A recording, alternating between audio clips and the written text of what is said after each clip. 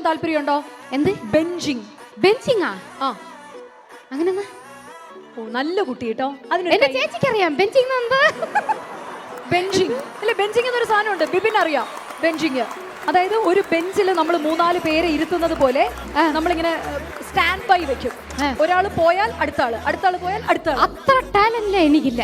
അതായത് നമുക്കെല്ലാം നൈറ്റ് ഉറങ്ങാനേ ടൈമില്ല. ഇതിൽ 3 പേരെ നിക്ക വെച്ച് അവന്റെ ഉറക്കം കെടുത്തി. വൈ ഈ പാപം, ഇത്ര പാപം നമുക്ക് ആവശ്യമില്ല. അത്രയും പാവം വേണ്ട. എന്നാലും ഒരു പയ്യനെ കണ്ടു, ഈ പറഞ്ഞു ഒരു പയ്യനെ കണ്ടിട്ട് ഫസ്റ്റ് ലുക്കിലെ ഒരു ഓക്കെ ആയി. എങ്ങനെ, how will you approach that guy? ഞാൻ അപ്രോച്ച് ചെയ്യില്ല ഇനിമേ. ബിക്കോസ് ഞാൻ അപ്രോച്ച് ചെയ്തല്ലേ എനിക്ക് തന്നെ തേച്ചിട്ട് പോയി. റിയലി? ഇത്രയും സൗന്ദര്യമുള്ള, ഇത്രയും കഴിവുള്ള കുട്ടീനെ ആരാണ് തേച്ചത്? സൗന്ദര്യമല്ലാതെ ഇപ്പോഴാണ് വരാൻ തുടങ്ങിയത്. പണ്ടെല്ലാം കുറച്ച് ഓക്കെ തന്നെയായിരുന്നു ഞാൻ.